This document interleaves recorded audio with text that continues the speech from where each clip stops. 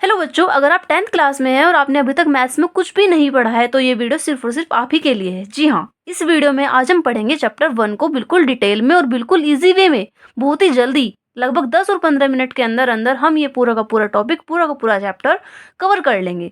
देखिए, इसमें क्या होता है कि मैं आपको बहुत से जो इंपॉर्टेंट टॉपिक्स होते हैं वो आपको कवर कराती हूँ, अभी कराऊंगी। और ऐसी हमारी एक सीरीज आएगी जिसमें आपको chapter by chapter, one by one करके 15 के 15 चैप्टर आपको मिल जाएंगे मेरे इस यूट्यूब चैनल पे।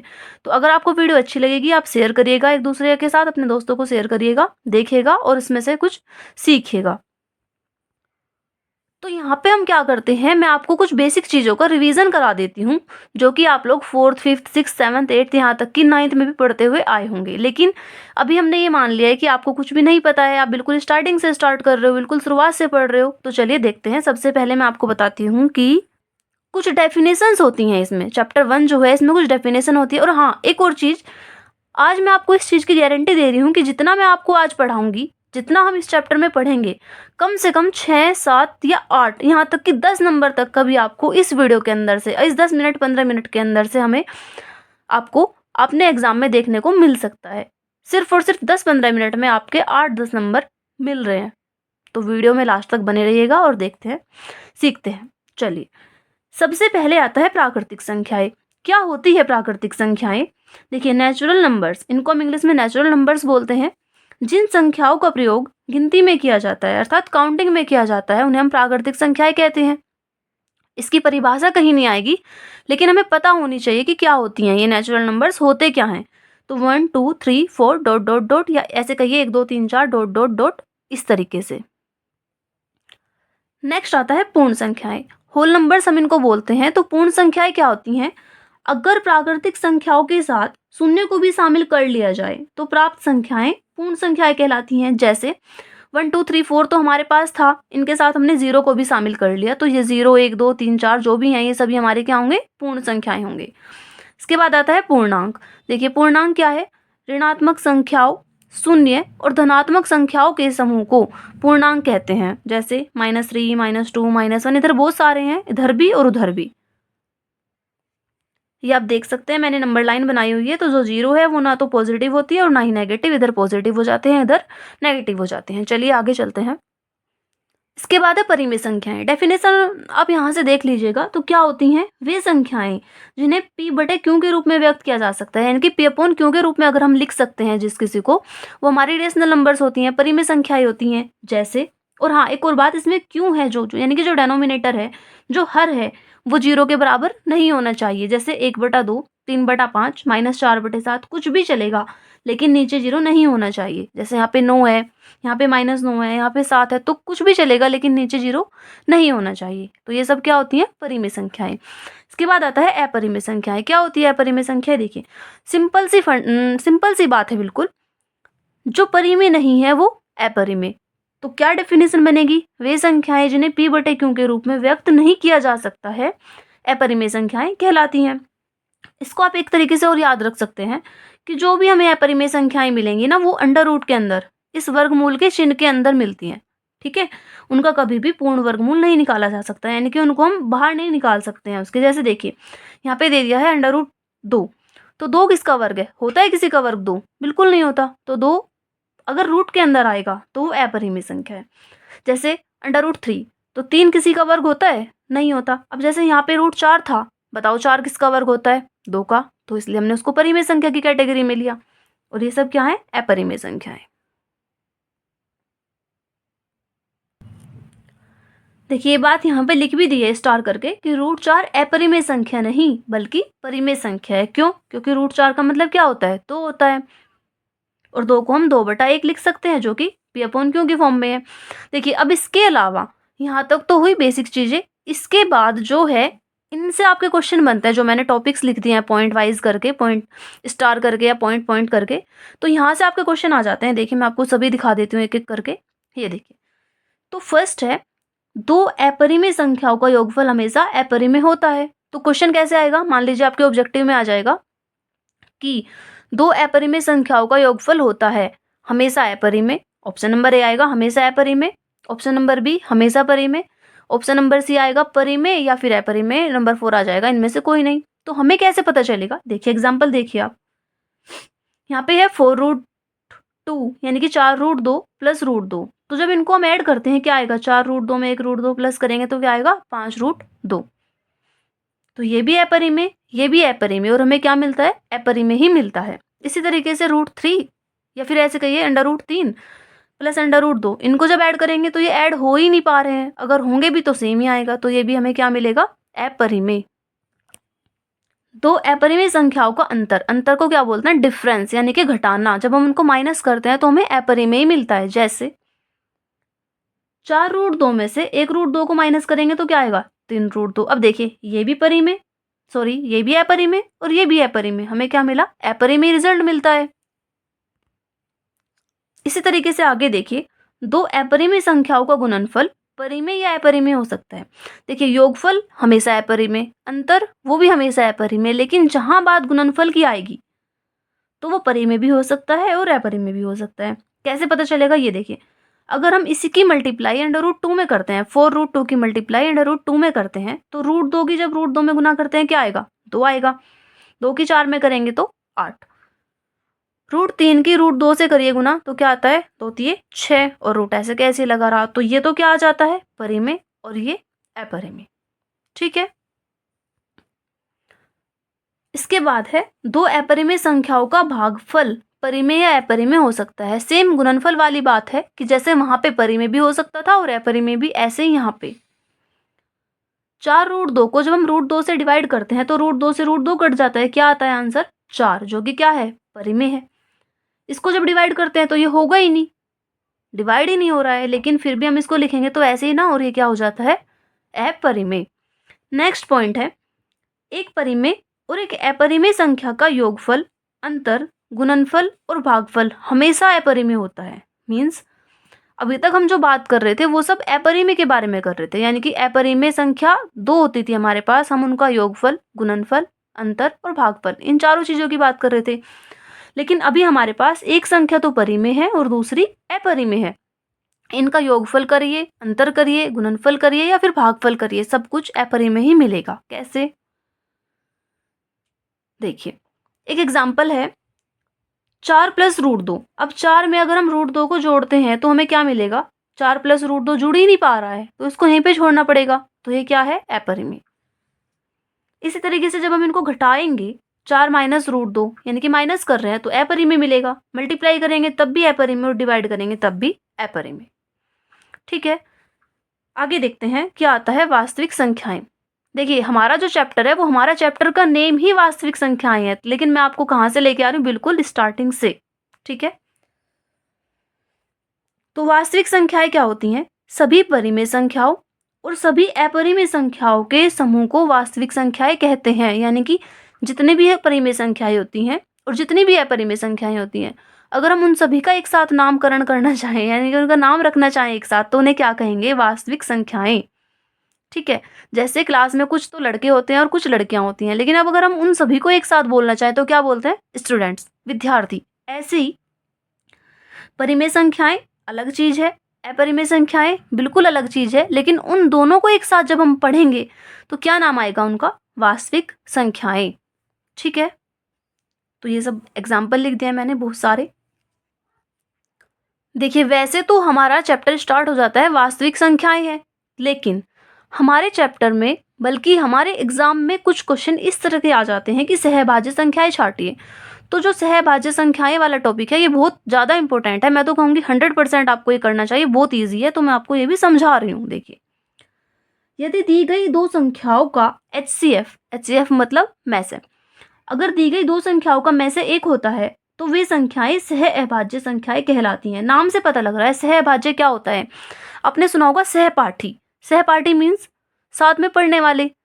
सह अभाज्य यानी कि सबसे पहले आप अभाज्य देखिए, अभाज्य का मतलब होता है जो किसी से ना कटे, और सह अभाज्य का मतलब है कि दो ऐसी संख्याएं कि वे अकेले अकेले तो भले ही किसी से कट जाए, लेकिन ऐसी कोई संख्या ना हो जो उन दोनों को एक साथ काट सके। जैसे 18 और 25। देखिए 18 अपने आप को आप अकेले में देखिए, 18 किससे कट हो रहा है? ये 18 2 से भी कट जाएगा, 3 से भी कट जाएगा, 6 से भी कट जाएगा, 9 से भी कट जाएगा, लेकिन 25 को देखिए आप, जो 25 है वो किस किस से कट जाएगा, 5 से कट जाएगा, 1 से कट जाएगा, है ना। लेकिन ऐसी कोई संख्या नहीं है जिससे 18 भी कट जाए और 25 भी कट जाए। 18 अलग किसी और से कट रहा है, 25 अलग किसी और से कट रहा है, लेकिन ऐसी कोई संख्या नहीं है जो इन दोनों को काट दे। या फिर ऐसा कहिए कि इनका में से क्या है, एक हमने इनका में से निकाल के देखा तो क्या आ रहा है, एक आ रहा है HCF, तो ये क्या हो गया, हमारी सहअभाज्य संख्याएं हो जाती हैं। ठीक है, देखिए अगर आपको कोई डाउट है या आपको कोई क्वेश्चन है तो आप कमेंट बॉक्स में कमेंट करके पूछ सकते हैं। फिलहाल मेरे को जो क्वेश्चन इंपॉर्टेंट लगे थे मैं आपके लिए वो लेकर के आई हूँ, लेकिन अगर आपका कोई ऐसा क्वेश्चन है जो आपको पूछना है तो आप कमेंट बॉक्स में कमेंट करके पूछ सकते हैं। उसके लिए आपको शॉर्ट वीडियो बना के या फिर जैसे भी आपका क्वेश्चन होगा लॉन्ग वीडियो बना के आपको सोल्यूशन प्रोवाइड कराया जाएगा। देखिए फर्स्ट क्वेश्चन है हमारा, अभाज्य गुणनखंड ज्ञात कीजिए। तो अभाज्य गुणनखंड आप 4th क्लास में 5th क्लास में हमेशा से सीखते आए हैं। देखिए 140 140 दिया हुआ है, तो सबसे पहले देखिए ये किससे कटता है 140, तो 2 से कटेगा, 2 से डिवाइड हो जाएगा क्योंकि इसके लास्ट में क्या है 0। और हमने ये बात सीख रखी है कि अगर किसी संख्या के लास्ट में 0 2 4 6 या 8 होता है तो वो 2 से कट जाता है।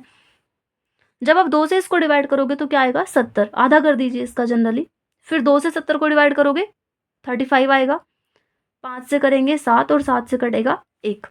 तो क्या आते हैं इसके फैक्टर्स, ऐसे लिखिए 140 इज इक्वल टू 2 गुना 2 गुना 5 गुना 7। ऐसे ही 120 के फैक्टर्स क्या होंगे, 2 से कट जाएगा क्या आएगा 60, फिर 2 से कटेगा 30, फिर 2 से काटिए 15। अब देखिए क्या ये 2 से कटेगा, नहीं कटेगा। जब 2 से कटना बंद हो जाता है तो किसका नंबर आएगा फिर 3 का, 3 से कटेगा तो 5 और फिर 5 से कटेगा 1। तो क्या आ जाते हैं factors, 2 multiply 2 multiply 2 multiply 3 multiply 5।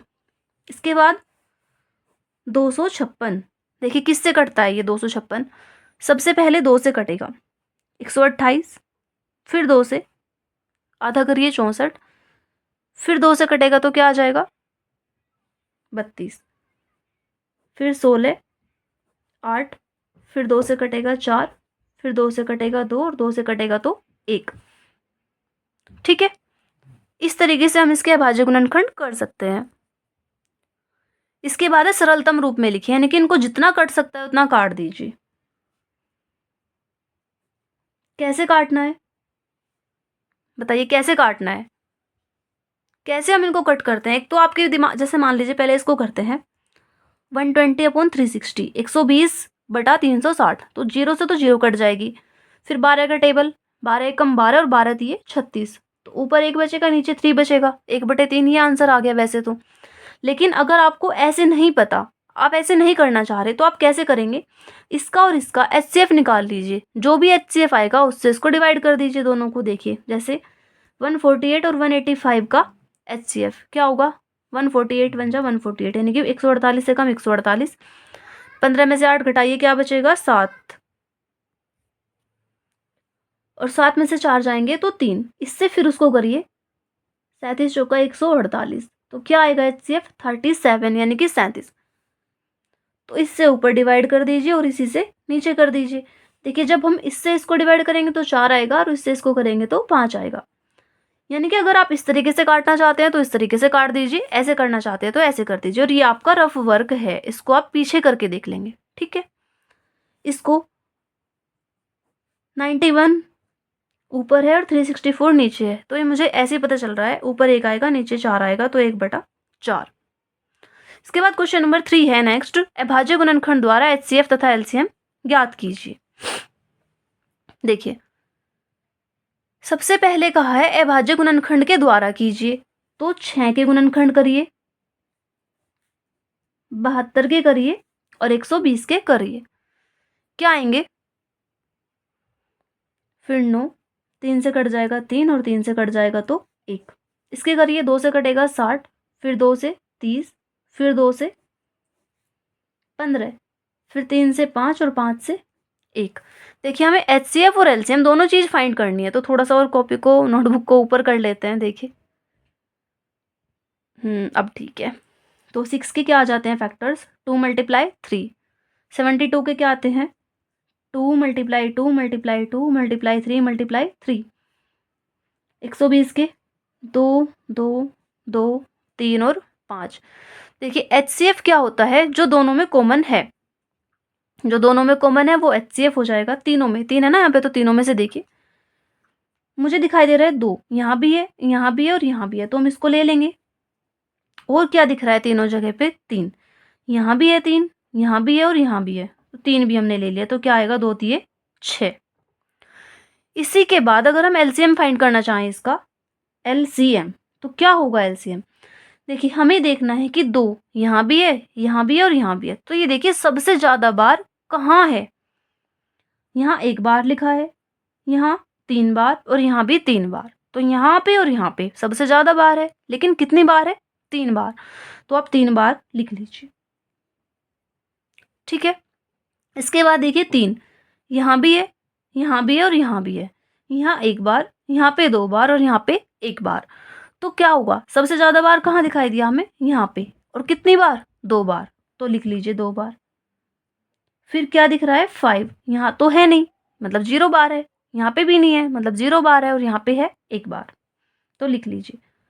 अब इनकी मल्टीप्लाई कर दीजिए, मल्टीप्लाई करके जो आएगा वो आंसर क्या आएगा? 2 की 2 में करिए 4, फिर 4 की 2 में 8, 8 दिए 24, 24 दिए 72, 72 पंजे 360। सेम अगला क्वेश्चन करते हैं। 17, 23, 29 यानी कि 17, 23 और 29। 17 17 से कट जाएगा, बस 23 23 से कटेगा और 29 29 से कटेगा। 17 गुना 1 लिख सकते हैं, 23 गुना 1 लिख सकते हैं इसको, और इसको 29 गुना 1। देखिए HCF क्या होता है? जो तीनों में कॉमन है, और कॉमन क्या है? 1, और LCM हो जाता है 17, 23, 29। इनकी मल्टीप्लाई कर दीजिए, मल्टीप्लाई करके जो आएगा वो आंसर।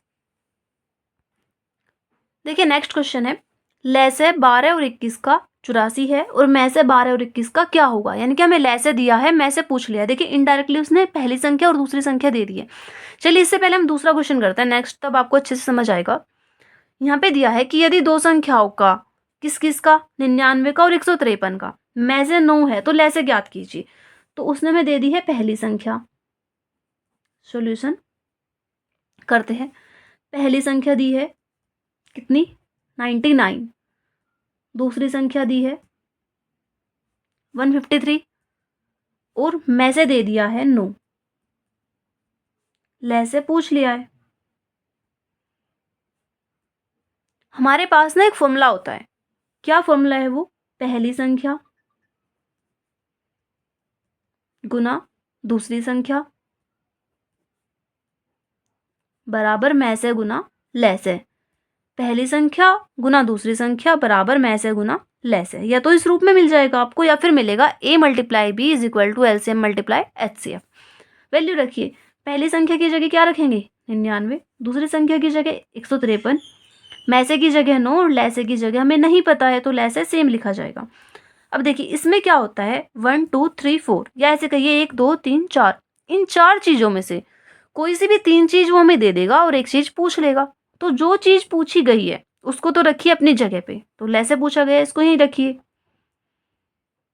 और उसके साथ जो भी है, जो भी दिया हुआ है उसको ले जाइए दूसरे की तरफ डिवाइड में, इधर 99 153 तो वहीं रहेंगे, 9 आ जाएगा नीचे। अब काट दीजिए, 9 एकम 9, 9 एकम 9, 9 एकम 9, 11 गुना 153 बराबर लेस। इन दोनों की आप मल्टीप्लाई कर दीजिए, मल्टीप्लाई करके जो आ जाएगा वो आपका आंसर। 11 की मल्टीप्लाई 153 में करिएगा, जो आएगा वो आंसर। ठीक है, नेक्स्ट देखते हैं क्वेश्चन। इसमें भी सेम है, लैसे दे दिया है। लैसे 12 21 का दे दिया है 84, और मैं से हमसे पूछ लिया गया है किसका? 12 का और 21 का। तो फॉर्मूला वही लिखेंगे, पहली संख्या क्या आएगा आगे?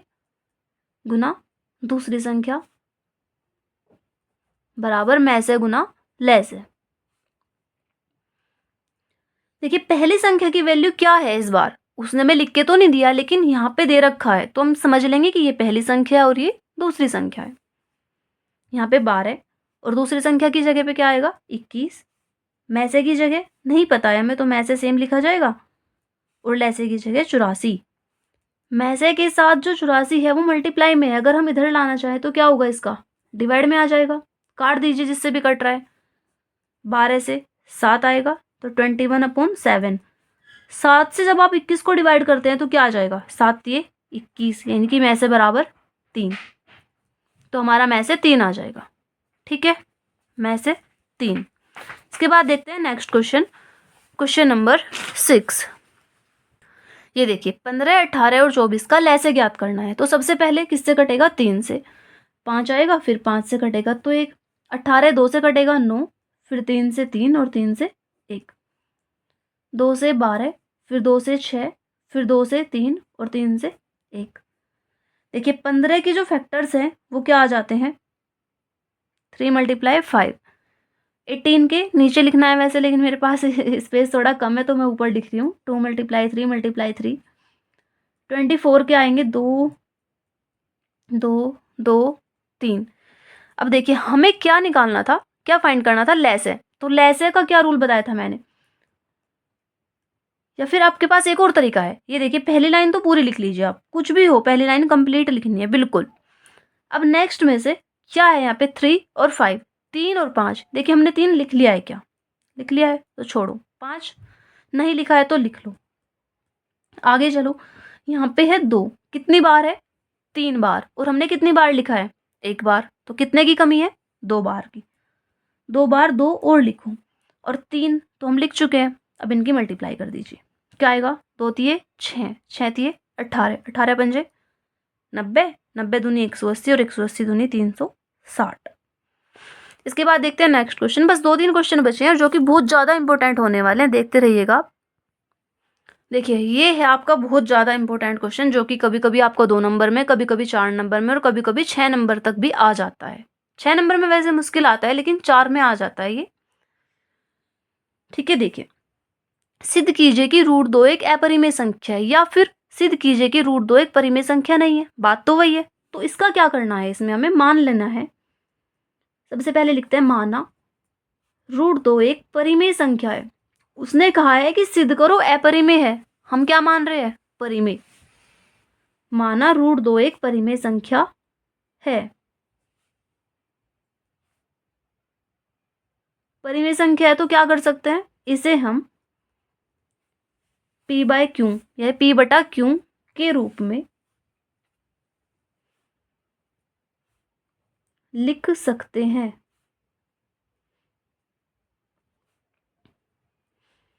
क्योंकि √2 एक परिमेय संख्या है तो इसे हम p/q के रूप में लिख सकते हैं।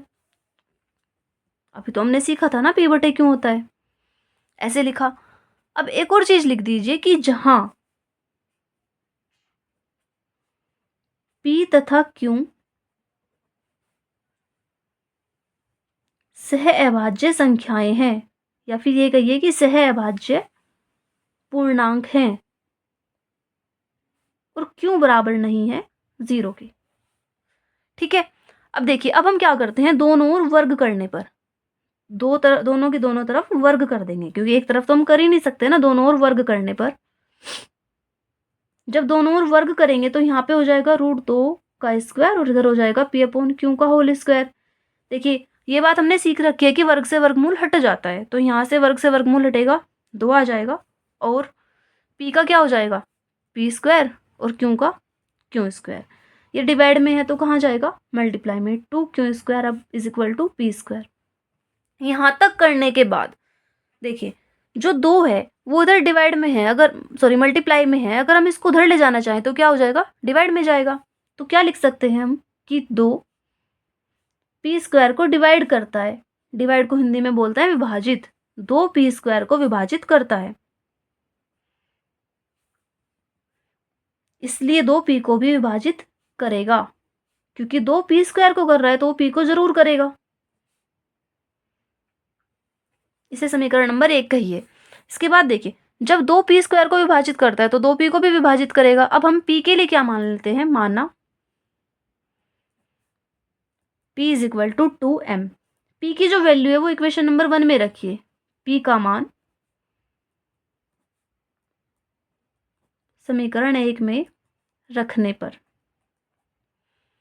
यहाँ पे 2q² is equal to p की जगह रखेंगे 2m का होल स्क्वायर, क्या हो जाएगा 4m²।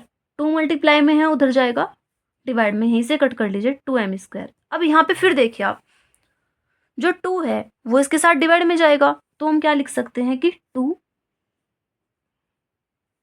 q² को विभाजित करता है। तो 2q² को विभाजित करता है, इसलिए 2q को भी विभाजित करेगा। ठीक है, अब देखिए यहाँ 2 है जो वो p तथा q दोनों को विभाजित करता है। यहाँ 2 p तथा q दोनों को विभाजित करता है।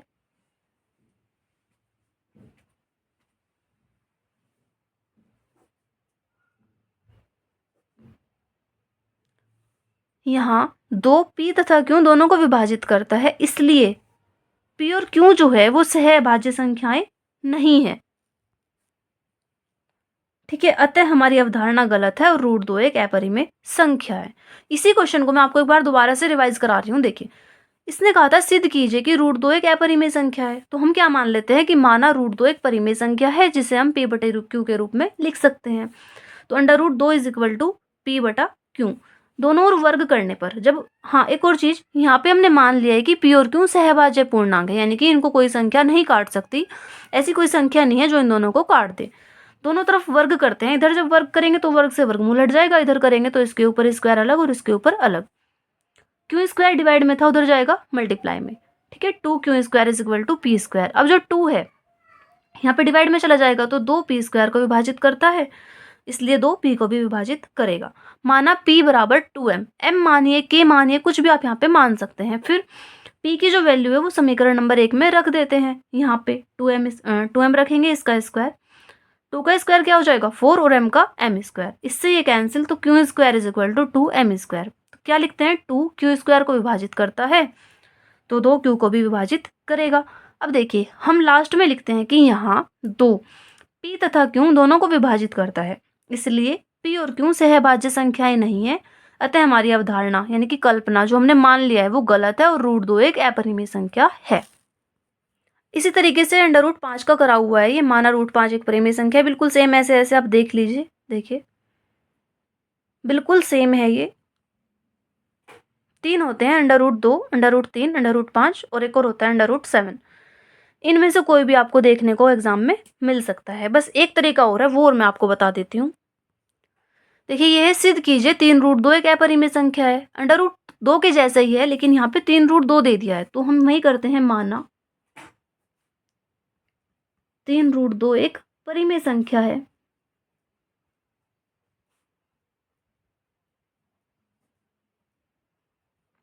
परिमेय संख्या है तो इसे हम क्या लिख सकते हैं, p/q के रूप में लिख सकते हैं। ठीक है, 3√2 एक परिमेय संख्या है तो इसे p/q के रूप में लिख सकते हैं। यहाँ पे लिख देंगे जहां p तथा q पूर्णांक हैं और q बराबर नहीं है 0 की। इसके बाद देखिए हमें इधर √2 अकेला रखना है, 3 इधर मल्टीप्लाई में है तो कहाँ जाएगा, डिवाइड में, इसी के पास आ जाएगा नीचे। अब देखिए जब p q और 3 तीनों के तीनों पूर्णांक है तो p/3q क्या होगा, यहाँ p/3q एक परिमेय संख्या है।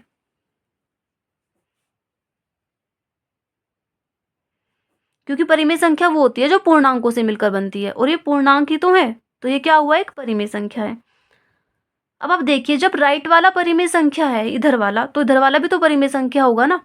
जब ये परिमेय तो ये भी परिमेय, p/3q एक परिमेय संख्या है। इस प्रकार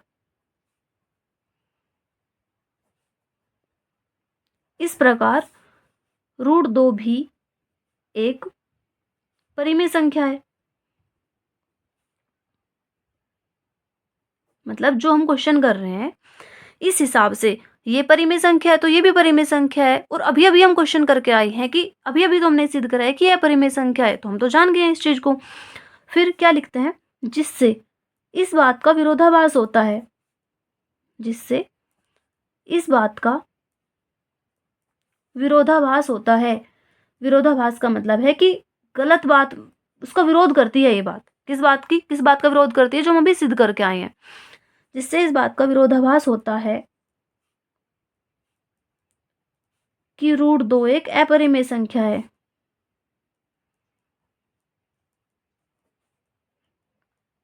अब इसमें भी लास्ट में वही बात आ जाएगी, अतः हमारी अवधारणा गलत है और 3√2 एक अपरिमेय संख्या है। अब देखते हैं नेक्स्ट क्वेश्चन। बस ये बिल्कुल क्वेश्चन नंबर 10 है और क्वेश्चन नंबर लास्ट है। देखिए इसमें दिया है सिद्ध कीजिए कि 5 + √3 एक अपरिमेय संख्या है। तो सेम कंडीशन है, सेम क्वेश्चन है, क्या करते हैं, माना 5 + √3 एक परिमेय संख्या है। अगर परिमेय संख्या है तो इसे हम p/q के रूप में लिख सकते हैं। 5 + √3 बराबर p/q। ब्रैकेट में वही सेम चीज लिखेंगे जहां p और q पूर्णांक है और q बराबर नहीं है 0 के। अब देखिए ये जो 5 है इधर प्लस हो रहा है, अगर हम इसको दूसरी तरफ लेके जाएं तो क्या हो जाएगा, माइनस। देखिए p/q और 5, 5 के नीचे 1 मान सकते हैं, या फिर ऐसे रखिए p/q और 5 क्या है, परिमेय संख्याएं हैं। जब ये और ये परिमेय संख्याएं हैं तो इनका अंतर क्या होगा, वो भी परिमेय संख्या होगा। ठीक है ना, p/q और 5 परिमेय संख्या है। लिखते हैं यहाँ p/q तथा 5 परिमेय संख्याएं हैं।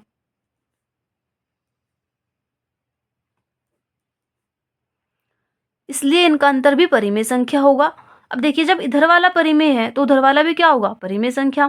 फिर जिससे इस बात का विरोधाभास होता है कि √3 एक अपरिमेय संख्या है, अतः हमारी अवधारणा गलत है और √3 नहीं, 5 + √3 एक अपरिमेय संख्या है। यही बात बिल्कुल सेम हम लिख देंगे ऊपर वाले क्वेश्चन की तरह, बिल्कुल सेम ऊपर वाले क्वेश्चन की तरह इस तरीके से लिखी जाएगी कि p/q और 5 परिमेय संख्याएं हैं, इसलिए इनका अंतर p/q - 5 मतलब ये वाला भी परिमेय संख्या है। इस प्रकार √3 भी परिमेय संख्या है, क्योंकि इधर वाला परिमेय तो इधर वाला भी परिमेय, जिससे इस बात का विरोधाभास होता है कि √3 एक अपरिमेय संख्या है। मतलब कि ये बात हमें पहले से ही पता है कि अपरिमेय है और यहाँ पे पता चल रहा है कि अपरिमेय है। अतः हमारी अवधारणा यानी कि जो हमने बात मान ली थी वो गलत है और ये एक अपरिमेय संख्या है। तो यहाँ पे आपका चैप्टर का एंड हो जाता है मेरे हिसाब से। इसके अलावा अगर आपको कोई डाउट है, कोई क्वेश्चन है या कुछ भी है, कोई भी आपको दिक्कत है, तो आप कमेंट बॉक्स में कमेंट करके पूछ सकते हैं। अगर आपको वीडियो पसंद आई है तो आप वीडियो को शेयर कीजिए, अपने फ्रेंड्स के साथ भेजिए, एक साथ पढ़िए। तो मिलते हैं अपनी नेक्स्ट वीडियो में, तब तक के लिए बाय, टेक केयर।